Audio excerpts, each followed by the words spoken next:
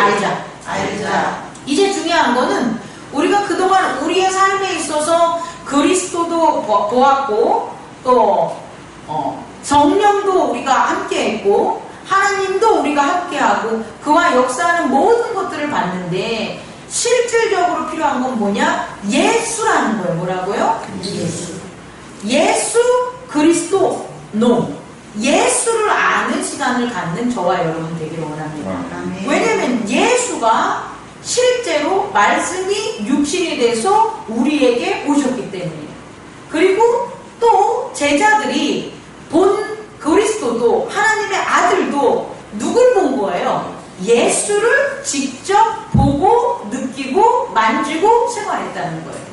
또 하나님의 예언도 사실은 그리스도니 하나님의 아들이니 인자니 여러 가지로 분리가 되지만 하나님의 예언의 실체적인 그런 나타남은 인간 예수, 마리아에게 잉태돼서 난 예수, 성령으로 잉태돼서 난 예수, 그리고 요셉의 아들로서 목수로서 자란 예수, 그리고 또한 요단강에서 세례 요한의 세례를 받은 예수, 예수님의 제자들을 만나고 아픈 자들을 낫게 하고 가난한 자들에게 풍성함과 부유함을 갖게 해주고 잘못된 말씀을 가지는 바리새인들과 율법학자들을 깨우치고 귀신을 물리치고 악한 모든 것들을 대적한 누구? 예수. 그리고 십자가에 못 박혀서 피를 흘린 누구? 예수. 부활하신 예수. 다시 오실 예수. 중요한 건 예수를 알아야 돼요. 예수를 안다는 것, 예수를 사랑한다는 것, 예수를 사귄다는 것, 예수와 함께 한다는 것들이 결국 지금까지 말씀과 예배를 통해서 우리와 함께한 그 모든 구슬들을 뭐 하는 거예요? 꿰는 시간이 됨을 깨닫는 저와 여러분 되기를 원합니다. 예수를 알자. 그게 오늘의 주제가 되는 거예요. 그러면 예수를 안다는 건 예수가 누구시다라는 걸 아는 게 되겠죠. 예수를 안다고 해가지고 우리가 뭐 예수님을 갖다가 어떻게 그 형상을 갖다 만지고 또 그의 제자가 되는 건 아니잖아요. 이미 그 시간은 지나갔잖아요. 그렇다면 우리가 예수를 안다는 것은 예수가 누구다라는 것을 아는 거죠.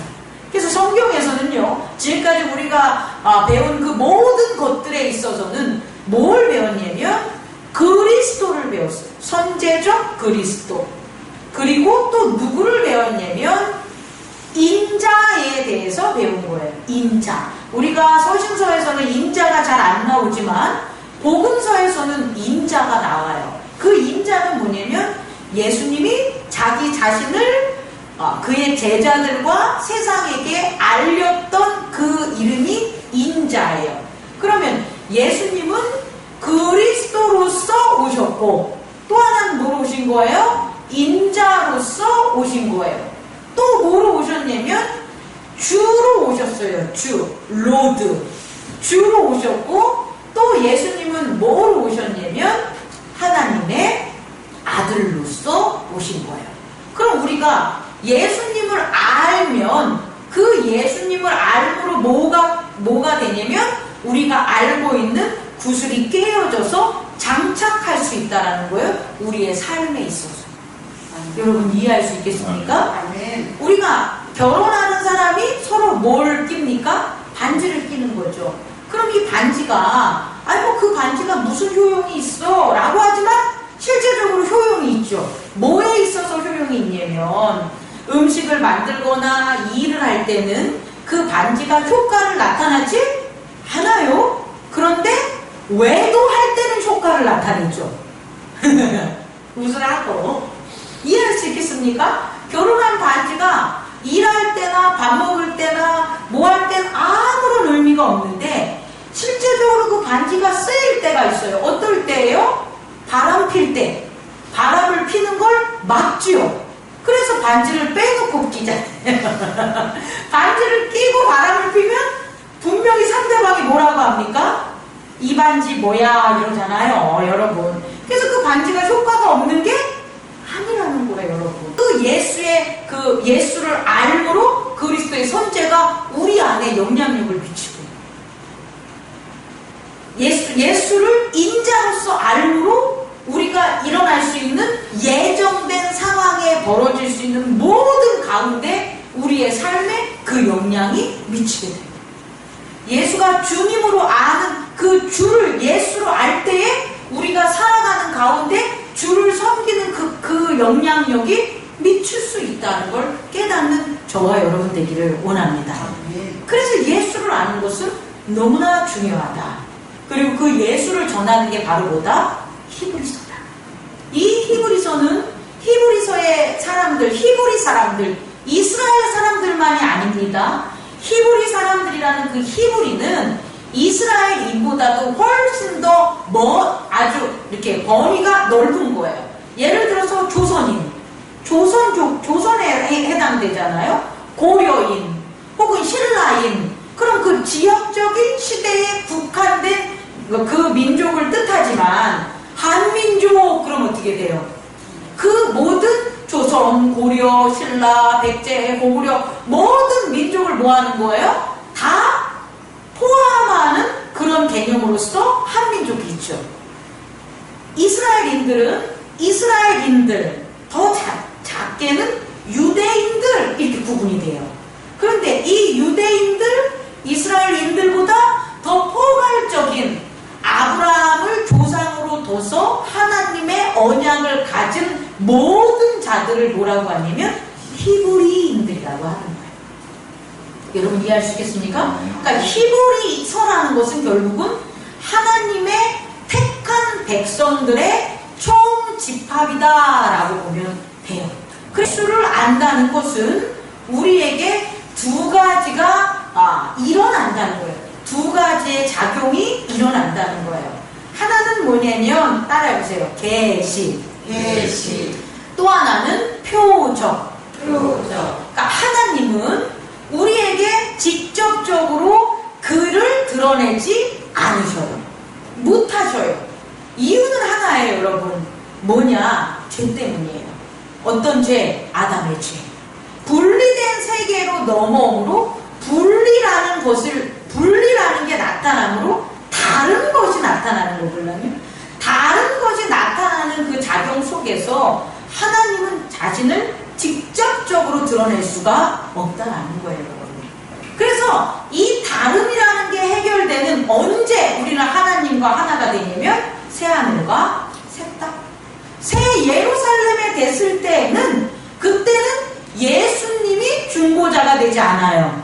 그때는 하나님과 예수님과 성령님과 우리 모두가 하나가 되는 거예요. 그러니까 계시도 필요 없고 표적도 필요 없는 거예요. 근데 그때가 아닐 때, 새하늘과 새 땅이 아닐 때는 하나님이 직접적으로 우리와 함께 할 수가 없기 때문에 반드시 하나님이 우리의 아버지 되고 우리가 하나님의 자녀가 될 때는 두 가지를 통해서밖에 이루어지지 않아요. 그게 뭐라고요? 계시와 표적이라는 것을 아는 저와 여러분 되기를 원합니다. 다시 말해 우리가 예수 그리스도 안에서 있지만 하나님을 직접적으로 우리가 대면한다 못한다? 못한다. 그래서 우리는 계시와 표적을 통해서 하나님 앞에 하나님이 우리의 아버지 되고 우리가 하나님의 아들 된 삶을 뭐 할 수 있다? 살아갈 수 있다는 거예요.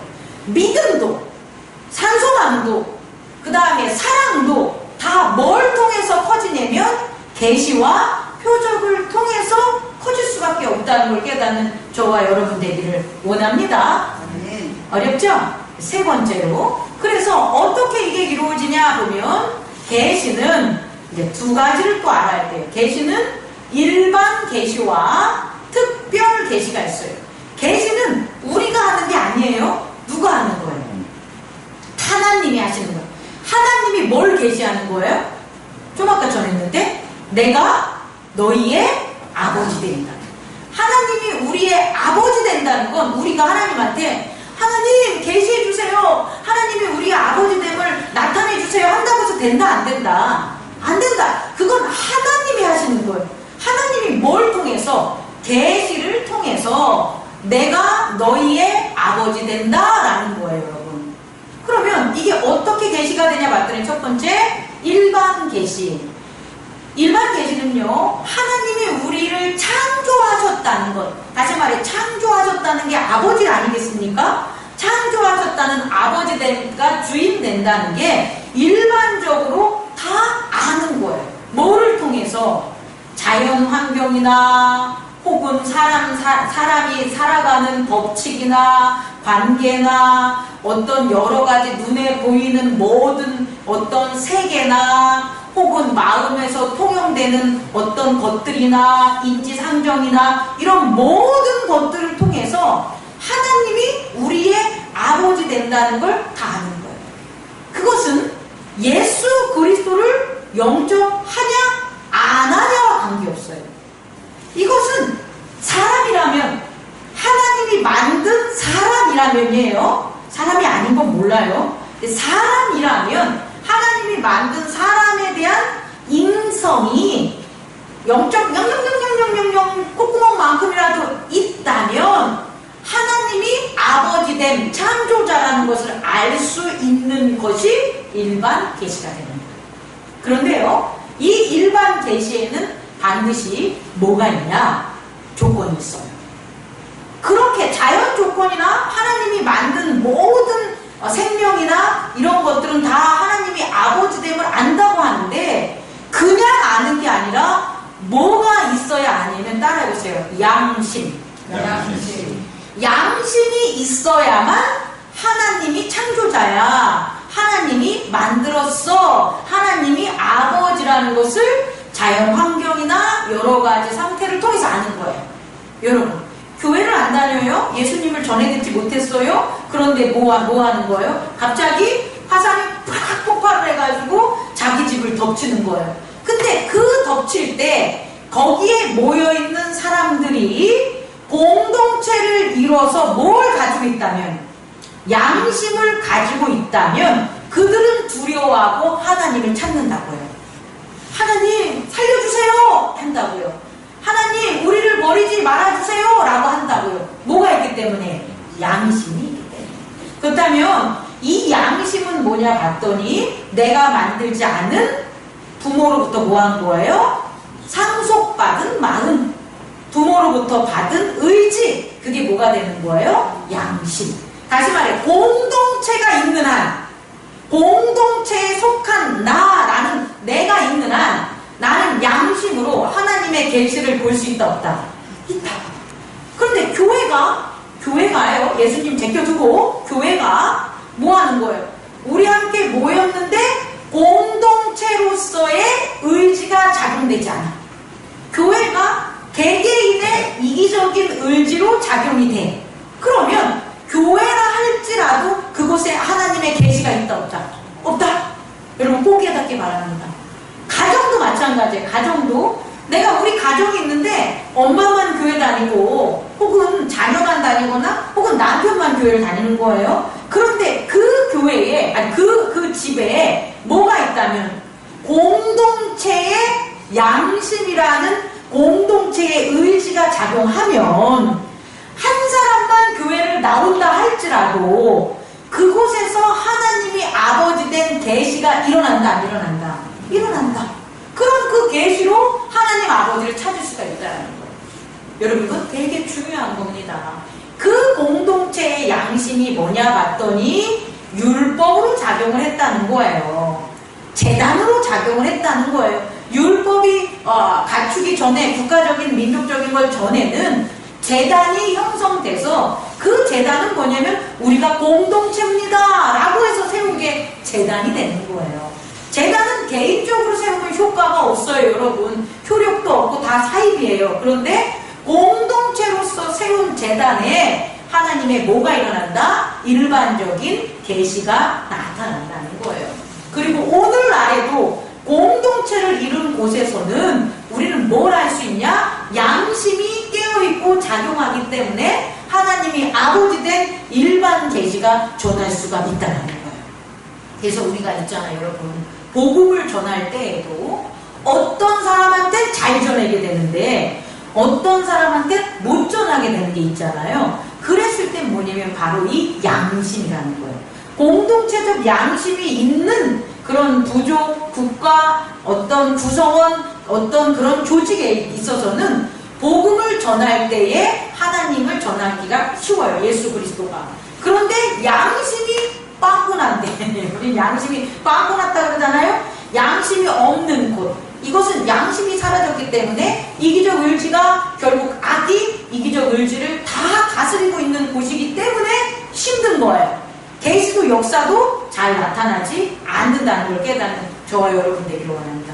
이게 일반 계시다. 그래서 일반적인 계시는 반드시 뭐가 회복돼야 된다? 양심이 회복돼야 된다. 그래서 우리가 살아갈 때에 기독교인들이 양심이 회복되지 않고 예수 그리스도를 전하기 때문에 나중에 문제가 생기는 거예요.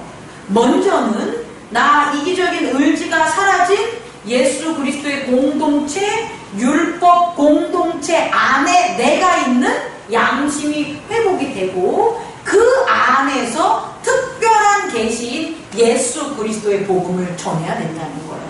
두 번째 계시는 특별 계시가 되는 거예요. 아까가 말한 게 일반 계시였다면 특별 계시는 뭐냐면 예수 그리스도를 통하여 나타나는 게 특별 계시예요. 그러니까 예수 그리스도가 누구를 나타내는 거예요? 하나님을 계시하는 거예요. 그러니까 예수 그리스도에게 병을 고쳤어.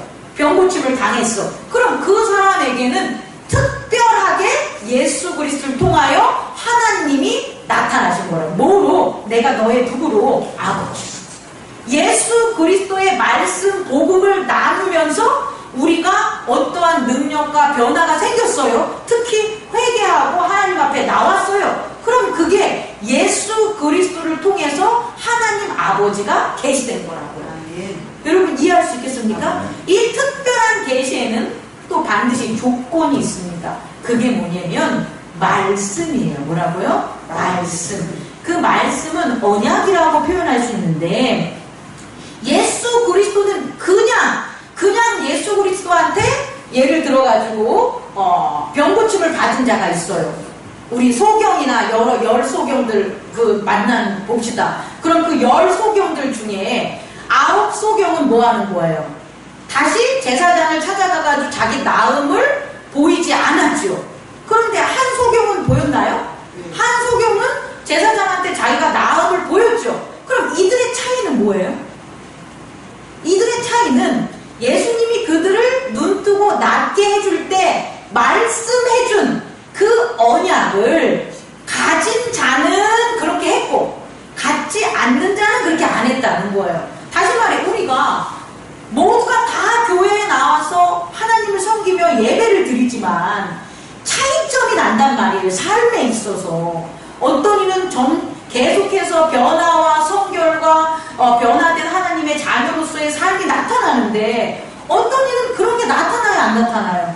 안 나타나고 금방 사라지는 일들이 벌어진단 말이에요. 그 이유가 뭔가 봤더니 그때 준 말씀을 간직해서 언약으로 사는 자는 계속해서 예수 그리스도 안에서 하나님이 아버지 된 계시가 나타나지만 그 말씀을 돌짝밭이나 혹은 가시덩굴이나 혹은 길가 밭같이 말씀을 잃어버린 자들은 어떤 일들이 벌어지냐면 예수 그리스도와 특별한 관계를 맺었음에도 특별하게 만났음에도 불구하고 하나님이 아버지 됨에 대한 계시를 발견할 수 없다는 거예요. 여러분 꼭 깨닫는 저와 여러분 되기를 원합니다. 계시는 이렇게 일어나는 거예요. 그래서 오늘 히브리서 1장을 보면 어떻게 1장 1절을 보면 제일 중요한 게 옛적에는 선지자들을 통해서 여러 부분과 여러 모양으로 우리 조상들에게 말씀하신 하나님이 이것은 하나님이 일반적인 계시를 통해서 내가 너희의 창조주 된다, 내가 너희의 아버지 된다를 가르쳐줬던 하나님이 이제부터 누구를 통해서 이 모든 날 마지막에는 아들을 통하여 다시 말해 예수 그리스도를 통하여 특별히 뭐 한다는 거예요? 계시한다는 거예요. 여러분 깨달을 수 있겠습니까? 그러면 우리가 알 수 있는 건 뭐냐면 이제 예수 그리스도 이후에 구원받은 우리들이잖아요. 혹은 예수 그리스도를 목격함으로 예수 그리스도를 제자에서 구원받은 자들은 반드시 무슨 계시를 통해서만 하나님을 아버지로 찾을 수가 있겠다는 거예요. 특별 계시. 이해할 수 있죠? 예수 그리스도를 통해서만, 그의 말씀에 순종해서만 하나님이 아버지됨을 알 수가 있다는 거예요. 오늘날은 우리가 복음을 전할 때 우리는 예수 그리스도인 아들에 대한 복음을 통해서만 하나님이 뭐가 되는 거예요? 계시될 수 있다는 거예요. 구약에 있는 모든 이야기들, 히스토리들을 다 얘기한다고 해도, 레위기나 창세기나 율법을 다 가르치고 다 섭렵한다고 해도 누가 없으면, 예수 그리스도 하나님의 아들의 뭐가 없으면, 특별 계시한 복음이 없으면 그는 하나님을 아버지로 섬길 수 있다 없다? 없다라는 걸 깨닫는 저와 여러분 되기를 원합니다. 이게 첫 번째. 이게 세 번째고요. 마지막 네 번째로 이제 어떻게 되냐, 우리가 구슬을 끼는 거로, 그 방법으로 계시와 표적을 했어요. 그러니까 그 구슬을 깰 수 있는 첫 번째는 뭐가 되는 거예요? 계시를 통해서 깰 수 있다라는 거예요. 예수 그리스도 안에서 우리는 그가 하나님이 우리의 아버지라는 것을 알면 알수록 구슬이 뭐 하는 거예요? 꿰어질 수 있다라는 것을 우리는 깨닫기 바랍니다. 두 번째 방법은 뭐냐면, 네 번째로 전할 두 번째 방법은 표적이에요. 그럼 표적은 뭐냐면, 하나님이 자기가 아버지됨을 나타내는 게 계시라면 그의 자녀가요. 그의 자녀가 하나님의 자녀됨을 나타내는 게 표적이라고요. 예수님이 하나님의 아들됨을, 상속자임을 나타내는 게 표적이라고요. 우리가 복음을 믿음으로, 우리가 예수 그리스도의 산소망을 가짐으로, 우리가 사랑을 가짐으로 우리는 하나님에게 나타내야 되는 거예요. 세상에 나타나는 게 아니라 우린 누구에게? 하나님께 내가 하나님의 뭐라는 거예요? 자녀입니다 라는 것을 나타내야 된다고요. 그게 표적이라고요. 이해할 수 있겠습니까? 하나님은 하나님이 아버지됨을 나타내고, 우리가 하나님의 자녀됨을 뭐 해야 돼요? 나타내는 그 표적으로 우리는 뭘 할 수가 있는 거예요? 구슬을 깰 수 있는 거예요, 여러분. 이걸 꼭 깨닫는 저와 여러분 되기를 원합니다. 이해할 수 있겠죠? 그러면 마지막으로 예수가 하나님의 아들, 여기서는 구체적으로 상속자입니다. 하나님의 모든 나라, 하나님의 모든 것을, 유업과 유산을 상속받은 아들로서의 표적을 예수님이 나타냈다는 거예요. 그래서 그 표적이 뭐냐를 보면 우리들 안에 나타나는 표적도 그게 된다고요. 우리가 표적을 막 꾸미는 게 아니에요. 하나님, 제가 하나님의 아들입니다 말로 한다고 우리가 아들 되는 게 아니라고요. 우리 안에 하나님의 아들 된 표적이 뭐야 되는 거예요? 나타내야 돼요. 그럼 예수 안에 하나님의 아들 된 상속자로 표적이 뭐가 나타났냐를 우리가 살펴보면 히브리서 1장 3절에 이렇게 나타나요. 뭐라고 나세요? 첫 번째, 이는 하나님의 영광의 광채다. 광채다. 다시 말해, 예수에게서예요, 여러분. 그리스도에게서가 아닙니다. 인자에게서가 아닙니다. 우리와 똑같이 말씀이 육신이 되어 나타난 그 예수인 거예요. 사람인 거예요, 여러분. 그 예수에게서 뭐가 나타난 거예요? 하나님의 영광의 광채. The radiance of God's glory. 빛이 나타났다는 거예요, 여러분. 예수 그리스도에게서는 하나님의 빛이 나타났다는 거예요. 하나님의 영광이 나타났다는 거예요. 이걸 제가 너무나 어려워서, 또 단어적인 걸로 표현이 저는 안 돼 있어서, 구체적으로 안 돼 있어서 이 의미가 뭔가를 뚫어지게 보고 했지만 잘 모르겠습니다. 영광이 뭔지 모르겠습니다. 그런데 영광은 흔히 영애 혹은 명애라고 하는 거예요. 그러니까 명애, 밝을 명자, 밝으면서도 표현할 수 없는 그와 같은, 몰라. 몰라. 말로 표현이 안 돼. 그런 게 영광이라고. 그러니까 이 세상에 있는 사람들은 전혀 발견할 수 없는 거죠. 소크라테스의 철학에서도 발견할 수 없고, 혹은 과학자들의 아인슈타인의 지혜나 과학적 발견에서도 찾아볼 수 없어요. 어떤 이순신 장군의 심 같은 것으로도 나타내지 않아. 근데 예수에게만 있는 하나님의 영광이 있다는 거예요. 말로 표현할 수는 없지만 영광이 뭐냐면 영화로운 영자, 나무 위에 불이 켜져 있는 거 몰라? 불타는 나무, 그리고 광자는 빛깔장, 어진 사람 위에 그 다음에 빛 3개가 있는 거 몰라요? 다시 말해 그러니까 불이 비치는 거예요. 불이. 그 활활 타는 그런 불이 아니라 밝은 것들, 누구나가 봐도 와 할 수 있는 그 밝은 빛, 그 하나님의 밝은 빛이 누구한테 보였다는 거예요? 예수한테 있었다. 그게 예수님이 하나님의 아들 됐다는 표적이었다. 그럼 이건 예수 안에서 복음을 가진 우리들의 계도라는 거예요. 복음을 가진 우리들의 계도, 베드로에게 있었던 영광, 하나님의 영광, 빌립에게 있었던 영광, 요한에게 있었던 영광, 스데반 집사에게 있었던 영광, 그런 영광들이 우리에게도 뭐 한다는 거예요? 있어요. 내가 하나님의 아들이야, 나 예수 믿었어 라고 하나님의 아들 상속자가 증명되는 게 아니라, 우리가 예수 그리스도의 복음 안에 있다면, 예수 안에 있다면 예수의 영광이 우리에게도 뭐 한다는 거예요? 나타난다. 그게 표적이 된다. 꼭 깨닫는 저와 여러분 되길 원해요. 그럼 어떻게 해야 되겠습니까? 이렇게 하면 돼요. 우리는 주님, 하나님의 영광을 나타내신 예수님, 제가 예수 그리스도 안에 거함으로 하나님 앞에 상속자의 영광이 나타나기를 원합니다. 기도하십시오. 그리고 예수 그리스도의 영광은 어떻게 나타났냐 봤더니 하나님과 함께한 언약을 지킴으로 나타냈죠. 아버지에게 있는 영광이 이제 아들에게도 영광이 있습니다 라고 예수님이 요한복음에서 고백하지 않았겠어요? 그때가 언제냐? 십자가 앞으로 나아갈 때라는 거예요, 여러분.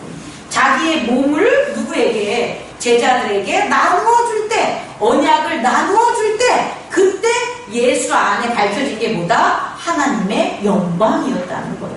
우리도 마찬가지로 그 영광이 나타나는 저와 여러분 되기를 원합니다. 근데 예수님께 기도하셔야 되는 거예요. 이건 예수님께 기도하는 거예요. 예수님, 당신의 아버지와 하나가 됐던 그 영광을 제게도 나타내 주시옵소서. 저도 그 영광 속에 있어서 하나님의 아들로서 그 표적이 나타나게 해주세요 라고 기도하는 저와 여러분 되길 원합니다. 두 번째 표적은 뭐예요? 그 본체의 형상이라고 나와 있잖아요. 근데 그 본체의 형상이 사실은 우리가 눈으로 보는 모양이나 이런 것 같지만 그게 아니라 the exact representation of his being 이렇게 나와요. 이건 뭐냐면 그의 존재를 아주 정확하게 표현하는 거예요. 그게 형상이라고. 우리가 얘기하잖아요. 예를 들어서 너 코끼리 봤니? 나 코끼리가 못 봤어. 그럼 이제 어떻게 해야 돼요? 코끼리는 코는 이렇고 귀는 이렇고 이런 것들을 아주 자세하게 묘사하잖아요. 이게 바로 본체의 형상이라는 거예요. 제자들이 본 예수님이 하나님이고 아닙니다. 그런데 하나님으로서 나타나는 그 모든 것들을 exactly 아주 정확하게 representation 표현했다는 거예요. 누가? 예수님. 이해하겠어요? 그래서 예수님이 하나님의 본체의 형상이라고 얘기해 주는 거예요. 그러니까 그만큼 예수님이 하시는 말씀, 예수님이 전하는 모든 말씀들은 다 예수님의 이기적 의지가 작용됐다, 안 작용됐다? 안 작용됐다. 다 누구다? 나는 내가 원하고 내가 바라는 내 말을 하는 게 아니라 나는 누구의 말을 한다? 하나님의 말을 한다. 이렇게 한 게 누구예요? 예수 그리스도. 그래서 예수가 뭐가 되는 거예요? 하나님의 본체의 형상이라는 거예요. 그랬을 때 예수님이 하나님의 뭐예요? 아들임의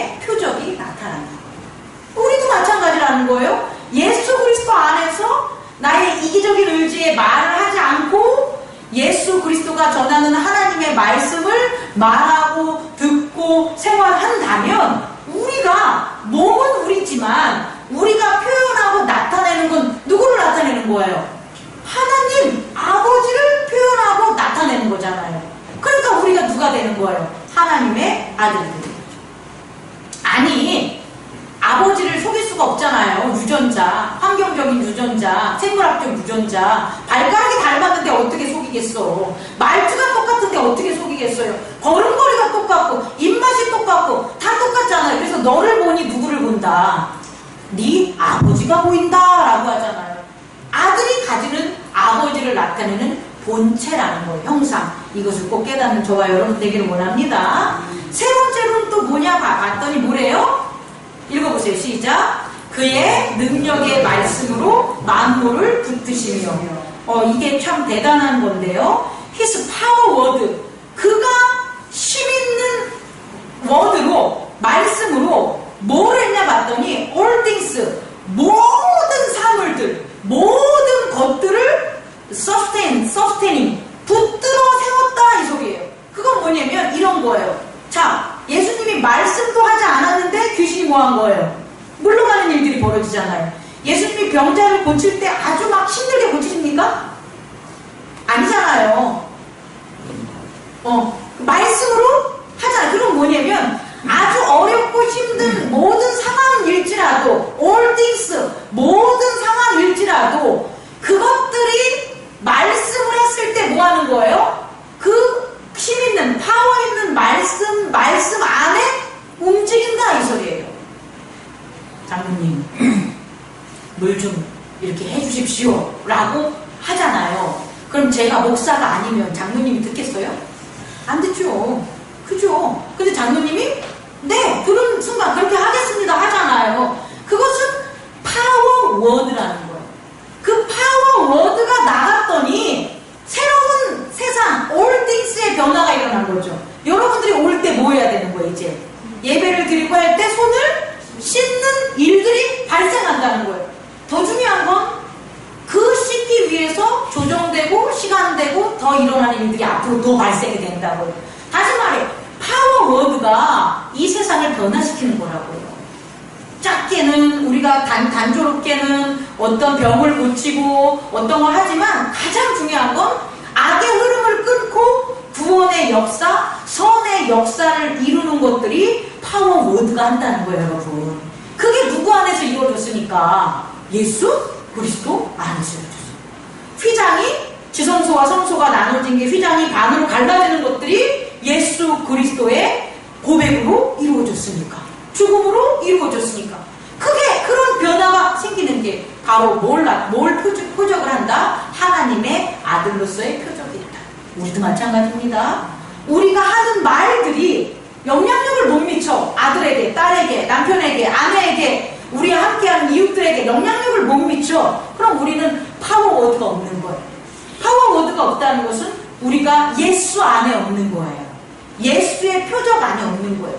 그런데 우리가 예수의 표적 안에 거한다면 우리는 단지 예수 안에 있는 것 뿐인데 우리의 말하는 것들에 있어서는 뭐가 일어난다? 파워워드. 모든 만물들을 변화시키는 일들이 벌어진다는 걸 깨닫는 저와 여러분들이 원합니다. 네 번째는 뭘 것 같아요? 네 번째는 죄를 정결하게 하시는 일을 하시고 He had provided purification for sins. 그는 뭐 하냐면 죄들에게 뭐 하는 거예요? purification. 정화하는 것을 하셨다는 거예요. 그게 하나님의 아들의 표적이라고요. 우리가 하나님의 아들이라면 우리가 있는 곳에서 무슨 작용이 있어야 되냐면 purification. 정화 작용이 일어나야 돼요. 뭐에 대한 죄들이 깨끗해지는 거예요. 성결. 눈으로 보이는 것들도 깨끗해지고 눈으로 보여지지 않는 것들도 깨끗이 하는 것. 이게 바로 예수님이 하나님의 아들이라는 상속자라는 표적이었다. 마지막입니다. 마지막으로 뭐가 되는 거예요? 지극히 크신 이의 우편에 앉아 계신다는 거죠. 앉아 계신다는 표적을 보면 되는 거예요. 스데반이 받고 많은 믿음의 사람들이 팔을 벌리고 그 보좌에 앉아서 자기들을 갖다가 영접하는 예수 그리스도를 보신 거잖아요. 그 표적이 뭐가 되냐? 예수가 하나님의 아들이라는 표적이에요. 그럼 우리도 마찬가지로 우리가 가야 될 곳은 뭐가 되냐면 보좌에 그 앉아 계신 예수의 품으로 우리가 가는 거예요. 그래서 우리가 천사보다 높은 거라고요. 하나님 나라엔 천사도 있어요. 보좌도 있고요. 또 다른 것도 있지 않겠어요? 뭐 요한계시록을 보면은 말타니도 있고 여러 군이 나오잖아요. 그런데 우리가 갈 곳은 뭐라는 거예요? 보좌예요. 그래서 예수 안에 있는 하나님의 상속자로서의 아들로 우리는 가는 거라고요. 상속받지 않는 자의 아들로 가는 게 아니라 상속자의 아들로 가는 저와 여러분 되기를 원합니다. 그 보좌의 표적이 우리가 하나님의 아들임을 나타내는 표적이다. 이 5가지를 우리는 힘써야 되는 거예요. 영광을 나타내고, 또 하나는 하나님을 설명할 수 있는 형상이 돼야 되고, 또 하나는 뭐가 되는 거예요? 모든 파워한 말씀으로 모든 띵스들이 지탱하고 그것들이 변화되게 하는 것들을 해야 되고, 네 번째는 죄를 정화시키게 되는 거고, 5번째는 보좌 위에 있는 것을 밝히는, 보좌를 소망하는 저와 여러분 되길 원합니다. 아멘. 이렇게 됐을 때 꼬여진다. 이렇게 됐을 때 예수를 아는 거예요. 이런 것이 예수를 알므로 표적으로 나타나서 구슬이 꿰어져서 우리 안에 하나가 되고 역사하는 귀한 삶과 그런 시간들이 되기를 저는 소망합니다. 아멘. 기도하겠습니다. 꺼주시기 바랍니다. 주님,